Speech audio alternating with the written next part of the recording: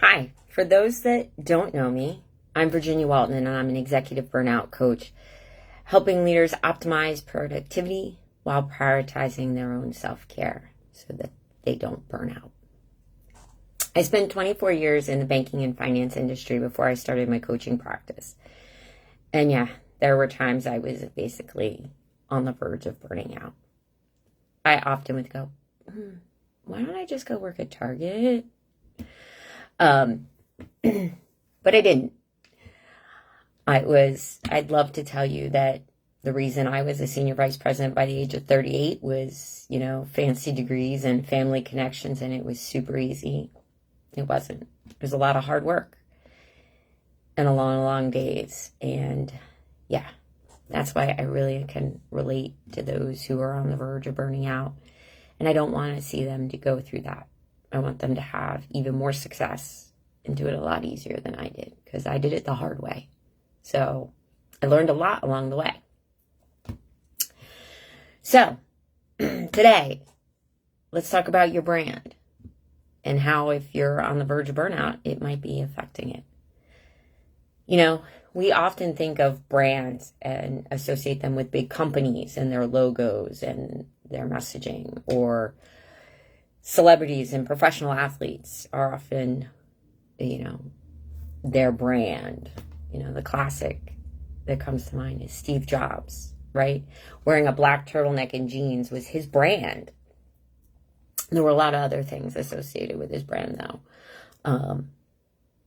So we think about it with others. Heck, maybe even in your role, if you're a marketing, communications, sales, even a risk person, you think about the company's brand and reputation, right? It needs to be protected. And it's really often very easy in a corporate environment when you're talking about a corporate brand. You can measure it. You build metrics, you build dashboards, right? There's financial metrics like sales and stock results and incidents, that might be impacting it. I think about a few years ago, there was one or two maybe, NFL players that were associated with dogfighting. And if you were part of that professional team, their marketing people, or one of the sponsors, you probably were scrambling when that hit the headlines, because wait, how do we disassociate that? There's going to be a lot of public reaction to that. So we do it in our jobs, but we don't stop and do it in our own lives, in our own businesses, right? Because even if you're working for somebody else, you're managing your career. That's your business. So what is your brand? I know that I attract to me people like me. We are we get shit done people. And that's my brand. It was in my corporate roles as well as in my community. And I'm okay with that. And you may be too, yeah, that's a good thing. I get things done. The question is, what else goes with that brand? Is it she gets things done, but there's carnage along the way? Or she helps everybody else and not herself? She gets so in the weeds, she can't get out of her own way. She's a taskmaster. Nobody likes the taskmaster.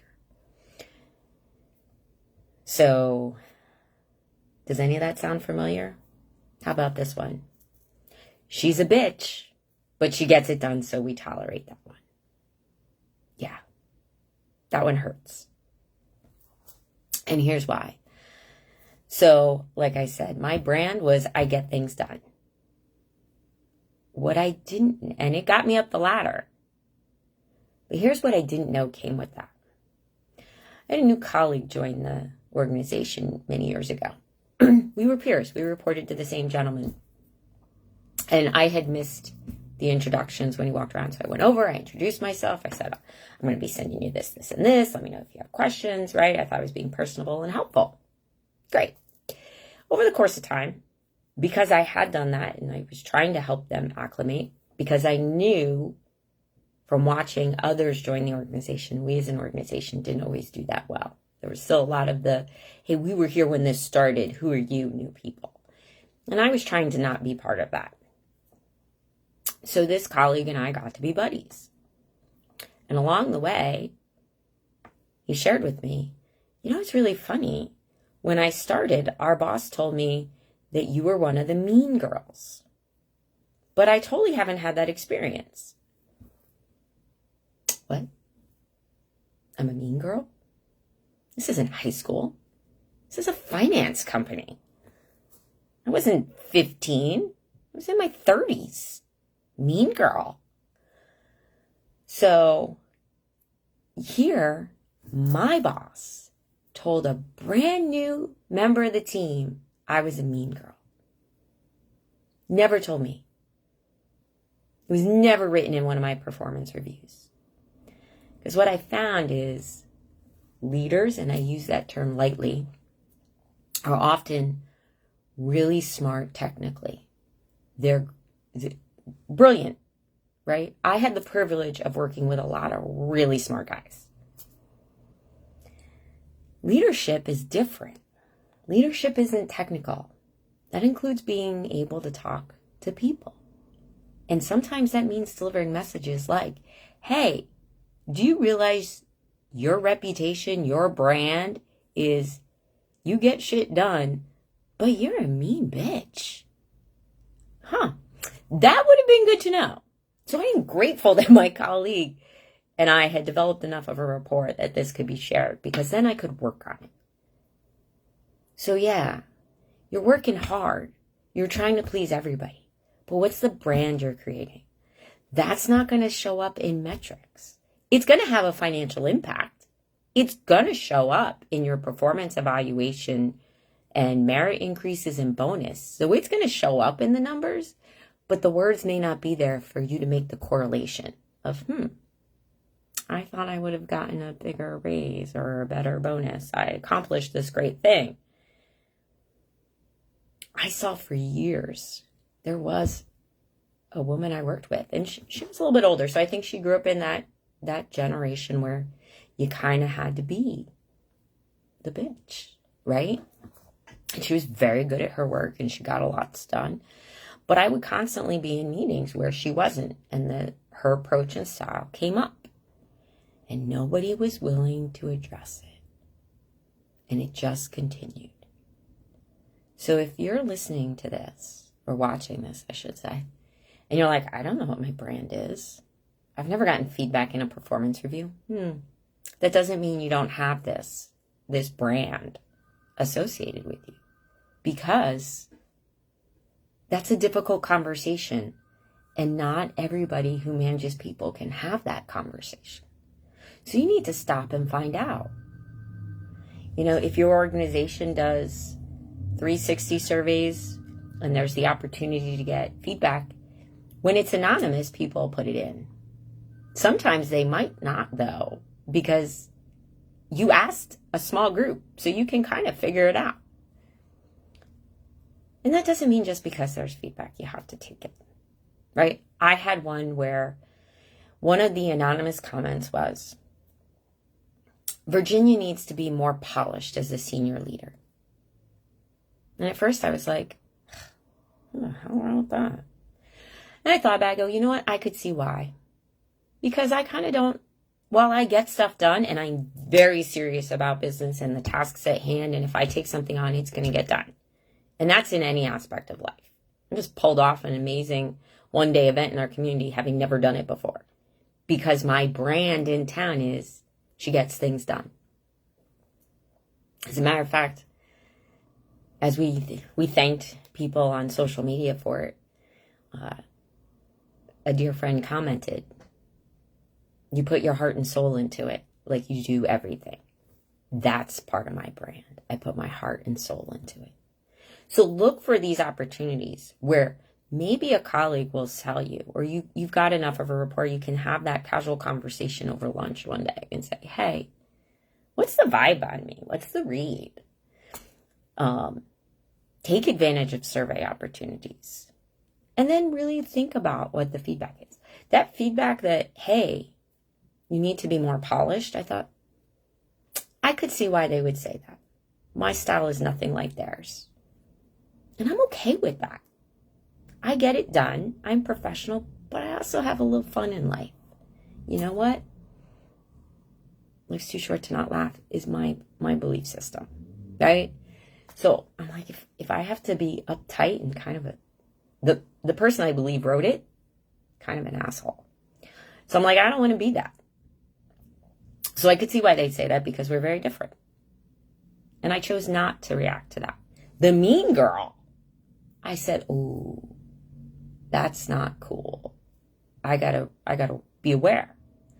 So if you're not sure, right? If when I rattled off all those examples of the gets it done, but there's carnage or total taskmaster or can't get out of her own way. If you don't know, first step is to find out.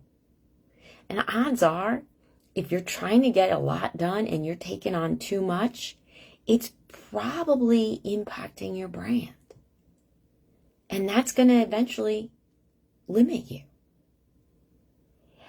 Had I not addressed the mean girls, had I not addressed my style, I wouldn't have gotten where I did.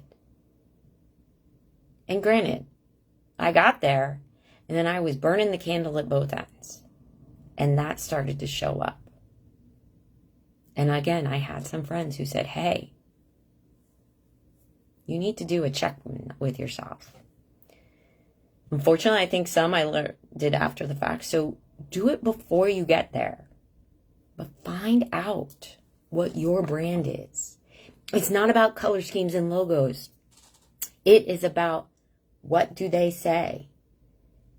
And maybe if it doesn't just have to be in your work environment. Think about it because they get shit done, people. We do it everywhere in life. Is it in your community or in the school organizations that you help? Right?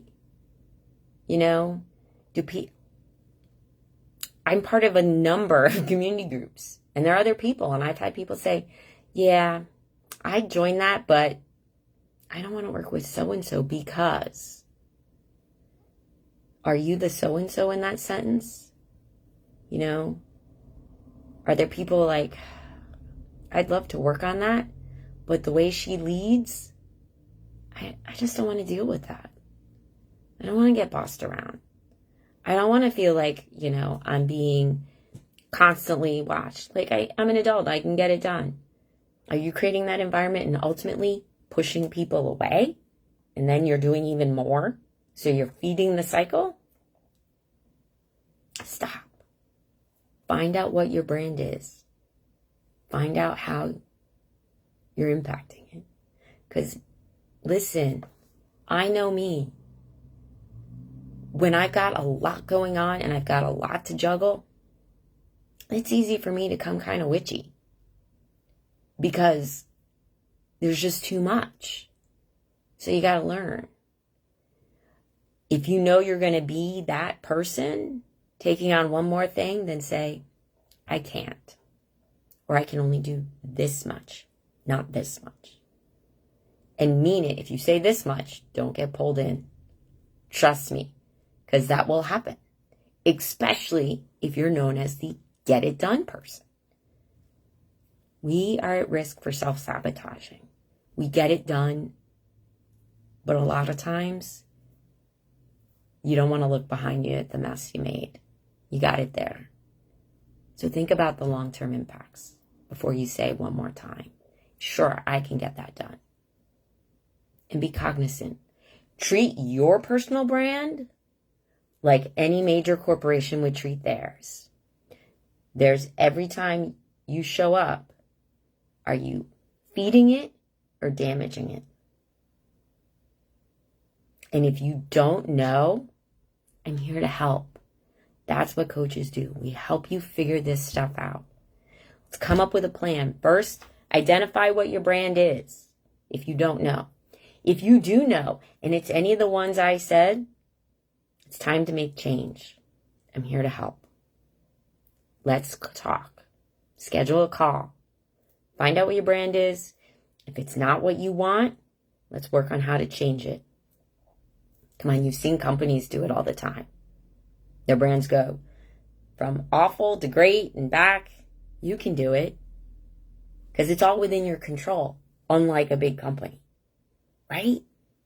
We can do this together. So, schedule a call. Drop me a comment. Send me an email, virginia@virginiawalton.com.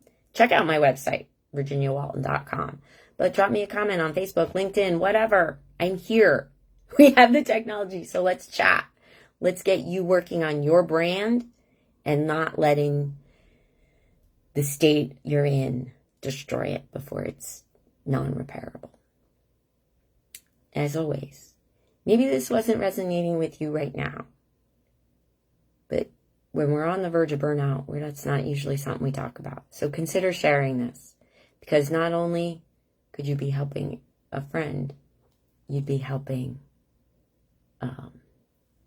you might be helping a friend that you didn't even know needed it. So, I'm looking forward to talking to you. Have a wonderful day.